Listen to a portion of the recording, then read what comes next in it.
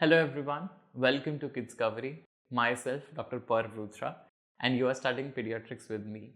Let's start with the beautiful topic of duodenal atresia.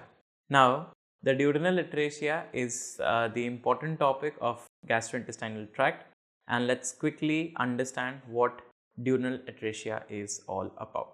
Okay, so in duodenal atresia, I know the pictures are not very clear. So see, this is the normal duodenum.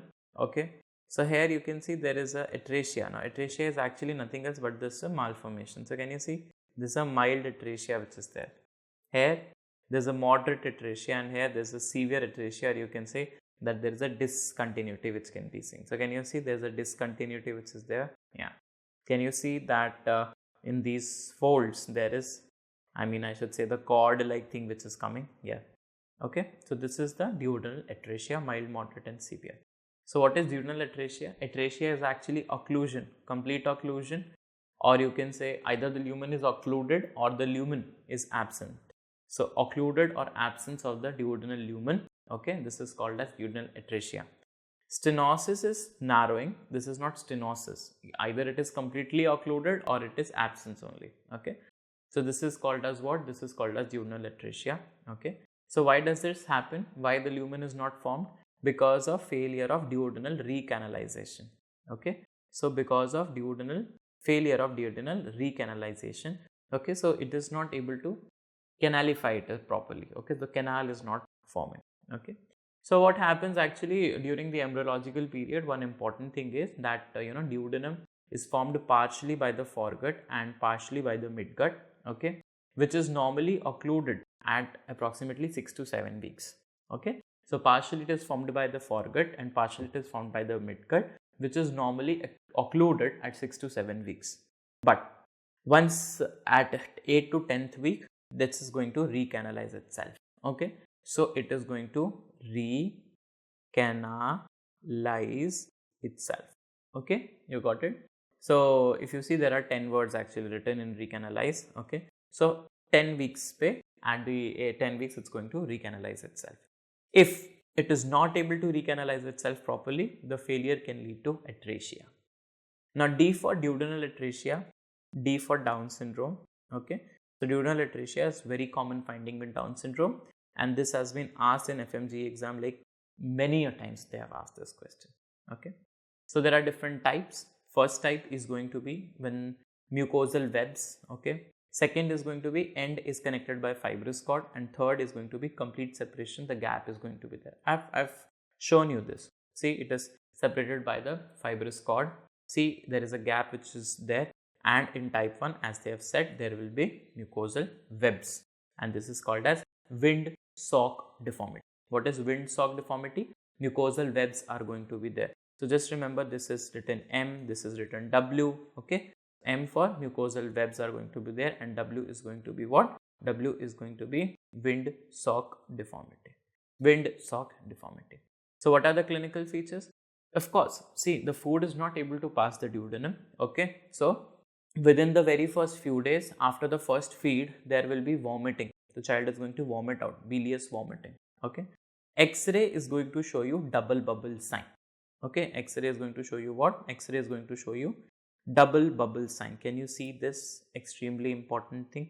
Double bubble. So can you see one bubble is of the stomach, one bubble is of the stomach, the other bubble is going to be the duodenum, okay. One bubble is stomach, other bubble is duodenum. So this is called as double bubble sign. Why there is a bubble in the duodenum? See, the food is not passing, and since the food is not passing, there is only air and air here, okay. And because only air, and in fact, you know what, because of this obstruction, there is no air, there is absence of the distal intestinal gas. There is no distal intestinal gas. Why? Because after this obstruction, nothing, even the air cannot pass. That's why there is no distal intestinal gas, nothing is going to be there. So you are going to see just the two bubbles, double bubble duodenal atresia. Remember, like this, double bubble, D for double, D for duodenal atresia. D for what? D for duodenal atresia is going to be there. Clear? Easy? Great.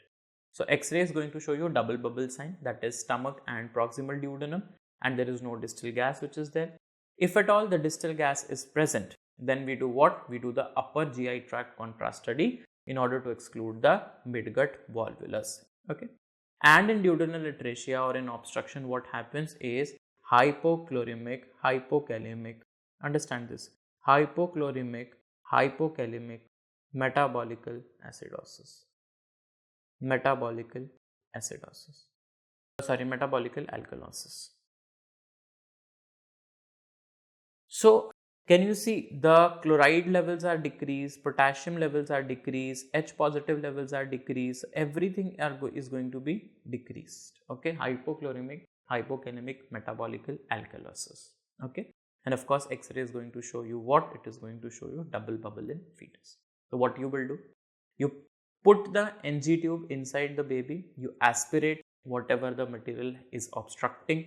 Okay, you give the fluid and electrolytes from outside, and definitely you have to do duodenostomy, that is either end to end or side to side. That's going to be safest. Duodenostomy.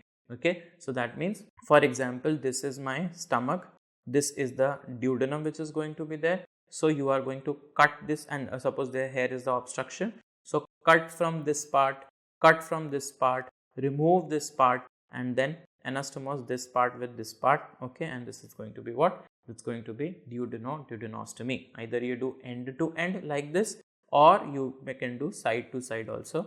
That means from this side you are going to join this side, but this is joining with the stomach. Okay, let me just make a better diagram. So either end to end you can join, or you can do what? You can, yeah, you can do what? You can do the side to side one. Okay, from here and here you can join. Okay, side to side.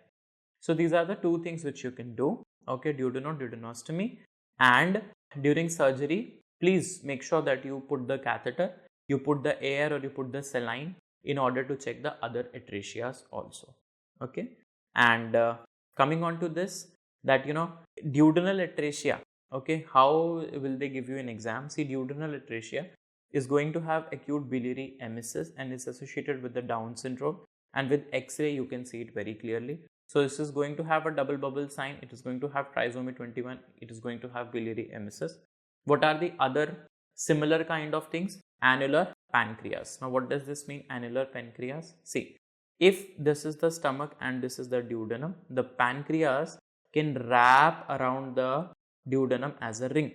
Pancreas can wrap around the duodenum as a ring. This is called as annular pancreas. Okay, so this is going to show you what? This is going to show you acute emesis. This is also going to show you what? Acute emesis.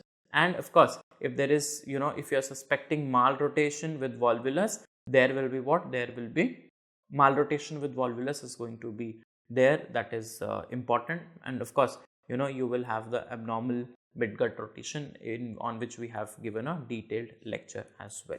So this is all about the duodenal atresia, and I hope that I've tried and delivered you this topic very well. Thank you so much for joining.